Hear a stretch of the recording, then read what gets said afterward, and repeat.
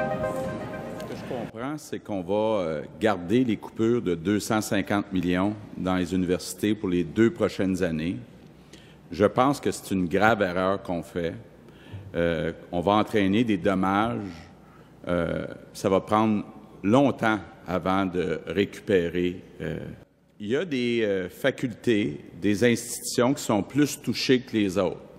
Je pense, entre autres, à la Polytechnique. On a entendu hier le directeur de la Polytechnique nous dire qu'avec les coupures, on ne sera pas capable d'offrir à nos étudiants des laboratoires qui sont bien équipés.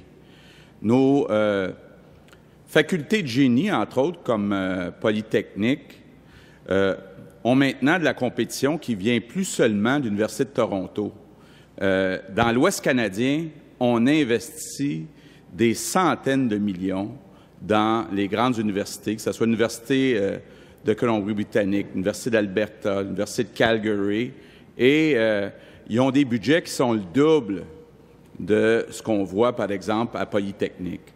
Quand on sait l'importance du génie, quand on sait l'importance de l'innovation dans une société du savoir, je pense qu'on fait une grave erreur. Je pense que l'indexation, c'est une sortie de crise à court terme pour un gouvernement qui ne pense qu'à court terme et qui, je l'espère, sera là juste à court terme. Et je pense qu'avec les 2 journées qu'on a vécues, les problèmes fondamentaux de nos universités ne seront pas réglés. Et le gouvernement du Parti québécois vient choisir de ne pas donner les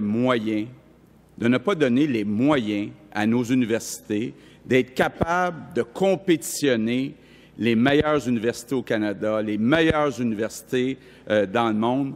J'aurais souhaité qu'on ait une discussion plus franche sur l'importance d'avoir de l'ambition, de mettre l'accent sur l'excellence.